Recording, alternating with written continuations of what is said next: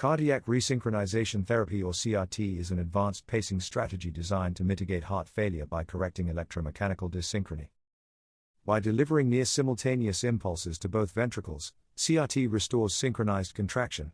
To improve cardiac function, reverse ventricular modeling, and reduce hospitalization and all-cause mortality, it has been indicated for patients with heart failure with reduced ejection fraction and left bundle branch block, a gold standard of care for over 3 decades. However, biventricular pacing results in non-physiological epicardial to endocardial activation of the LV free wall.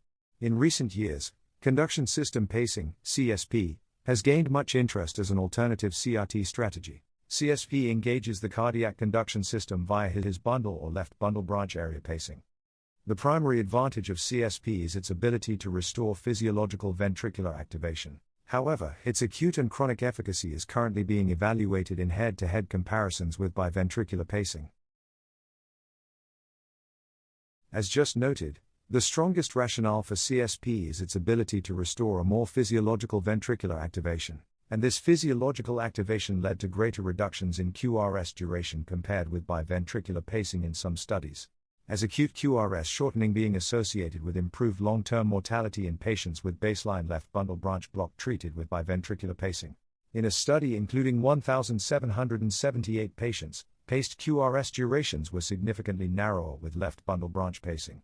Despite improvements in left ventricular ejection fraction, New York Heart Association class, and quality of life observed in patients with left bundle branch area pacing, CSP is currently preferred as a bailout strategy.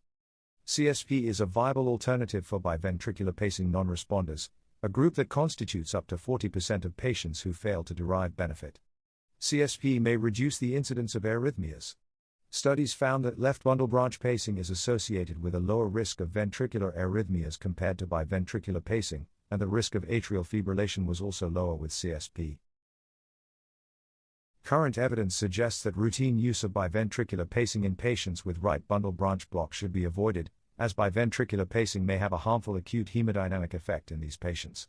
In contrast, left bundle branch pacing may benefit patients with right bundle branch block by addressing the underlying conduction defect. In a study including patients with right bundle branch block, the QRS duration decreased from 158 milliseconds to 127 milliseconds with left bundle branch pacing, indicating CSP can be effective in patients with right bundle branch block and left ventricular dysfunction. CSP provides physiologic pacing using only one ventricular lead, in contrast to biventricular pacing, which necessitates two.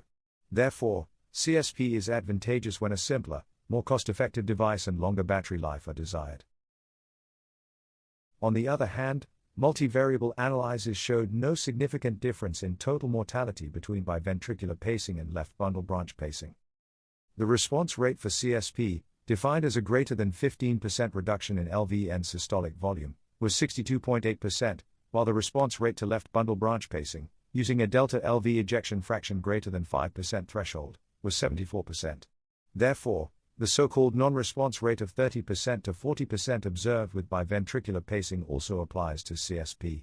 Moreover, evidence suggests that in a considerable number of cases, the acute hemodynamic response to biventricular pacing is superior to that of left bundle branch pacing. CSP implantation success rates vary across studies. For his bundle pacing, in one study success has been reported as low as 52%, with failures primarily driven by an inability to narrow the QRS duration. Another study found his bundle pacing implantation achievable in 76% of patients. High success rates of 81% have been reported for left bundle branch pacing, but only in patients with left bundle branch block. These lower success rates may be attributed to a diseased conduction system or the presence of additional myocardial scarring. In a trial, the implantation success rate for CSP was lower than for biventricular pacing, at 73% versus 93%, respectively. From a procedural standpoint, left bundle branch pacing has been associated with longer implantation times. Average procedure times for left bundle branch pacing frequently exceeded 2 hours, even among experienced implanters, and were generally longer than those reported for biventricular pacing. From a safety perspective, overall complication and lead revision rates are nearly similar between biventricular pacing and CSP. In conclusion, conduction system pacing can deliver more physiological ventricular activation when the site of block is successfully bypassed and reliable CSP capture is achieved. However, This remains challenging due to the highly complex anatomy of the cardiac conduction system.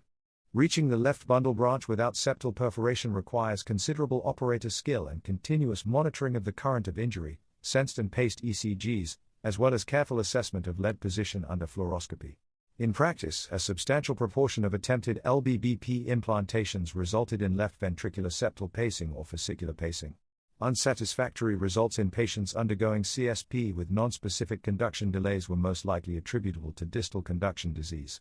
In this context, the advantage of biventricular pacing is its ability to bypass conduction block.